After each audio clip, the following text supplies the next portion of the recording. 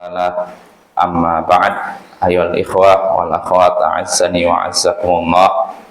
Kita lanjutkan pembacaan kitab Umdatul Ahkam min kalami khairil anam karya Imam Abdul Ghani Al-Maqdisi rahimahullah.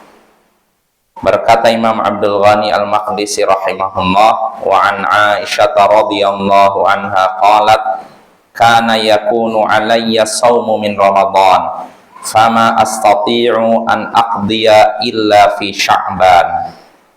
Dari Aisyah, semoga Allah meridhoinya, ia berkata, aku memiliki hutang puasa Ramadan dan aku tidak sanggup untuk menggantinya kecuali di bulan Sya'ban.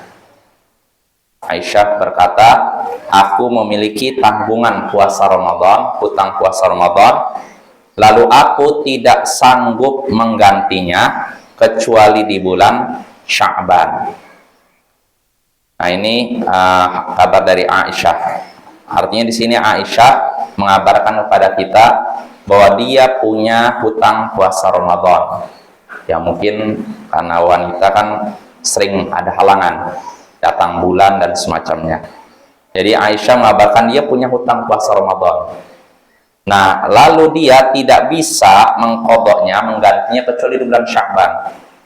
Padahal kan setelah Ramadan, Syawal, Dzulqa'dah, Dzulhijjah terus, dia baru bisa menggantinya di Sya'ban, menjelang Ramadan.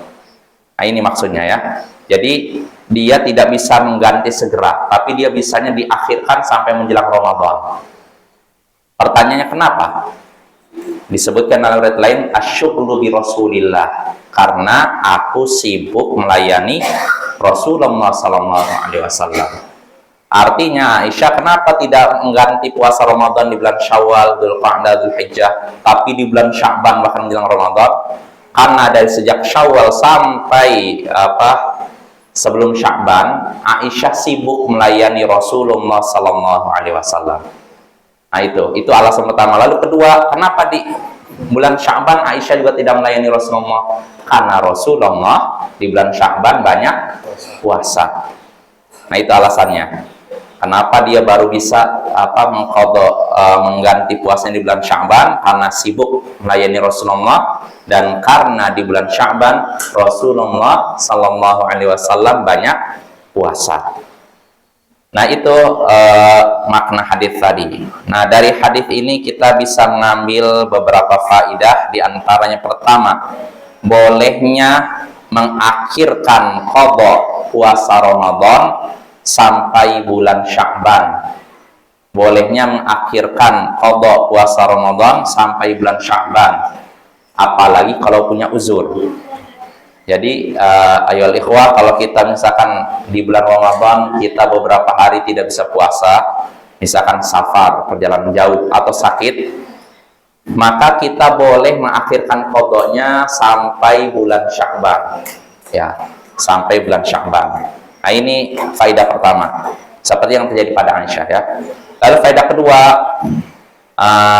walaupun boleh mengakhirkan qada sampai bulan Sya'ban, tapi yang lebih utama adalah menyegerakan jika kita mampu.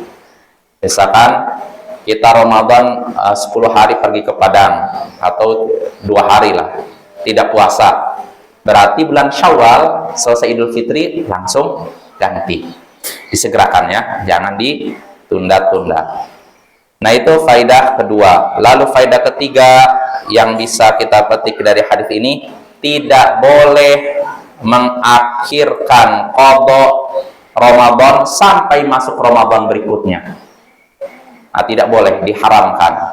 Al-Hafidz Ibnu Hajar menyebutkan faidah dari hadis ini, diantaranya tidak boleh mengakhirkan qada Ramadan sampai masuk Ramadan berikutnya. Misalkan saya tidak puasa Ramadan bulan ini, misalkan anggap 3 hari. Lalu saya tidak menggantinya di bulan Syawal, Dzulqa'dah sampai Sya'ban sampai Ramadan berikutnya. Syawal tahun berikutnya baru saya ganti. Nah, ini nggak boleh. Ya, haram hukumnya. Cuma timbul pertanyaan, terus apa yang harus kita lakukan kalau sudah sengaja mengakhirkan qada sampai masuk Ramadan berikutnya? Kalau mayoritas ulama, jumhur ulama, mereka berpendapat Kalau seorang sudah mengakhirkan qadha sampai masuk Ramadan berikutnya, maka dia memiliki dua kewajiban. Pertama, dia harus membayar qadhanya.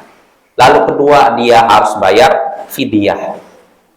Ini jumhur ulama. Sedangkan sebagian ulama, Imam Al-Hasan Al-Basri, lalu ulama madhab Hanafi berpendapat dia tidak harus bayar fidyah, dia hanya mengganti puasanya saja, qadha plus tobat. Karena perbuatannya dianggap maksiat. Dan inilah pendapat yang kuat. Jadi cukup qadha saja, tidak perlu bayar fidyah, karena tidak ada dalil yang menunjukkan harus bayar fidyah. Nah, itu faidah ketiga. Lalu faidah keempat yang bisa kita petik dari hadis ini, maksimalnya pelayanan Aisyah kepada Nabi Sallallahu Alaihi Wasallam. Maksimalnya pelayanan Aisyah kepada Nabi Sallallahu Alaihi Wasallam karena dia tidak mengganti puasa Ramadannya sampai bulan Sya'ban karena sibuk melayani Rasulullah Sallallahu Alaihi Wasallam. Ini menunjukkan pelayanan Aisyah kepada Nabi begitu maksimal sampai dia saja tidak bisa mengganti puasa Ramadannya kecuali di bulan Sya'ban. Lalu faedah terakhir yang bisa kita petik dari hadis ini, melayani suami adalah tugas yang mulia. Melayani suami adalah tugas yang mulia. Kenapa? Karena Aisyah tidak mengganti puasa Ramadannya kecuali di bulan Sya'ban karena sibuk melayani suaminya. Maka bagi ibu-ibu, ketika ibu-ibu melayani suami, ketahuilah itu bukan amalan biasa. Itu amalan yang istimewa, ibadah. Ibadah kepada siapa? Kepada Allah, bukan kepada suami ya. Makanya Allah akan membalas pelayanan yang dilakukan oleh ibu-ibu kepada para suami. Wassallallahu ala nabiyyina Muhammadin wa ala alihi wa sahbihi ajma'in. Wa akhiru da'wana anil hamdulillahi rabbil alamin.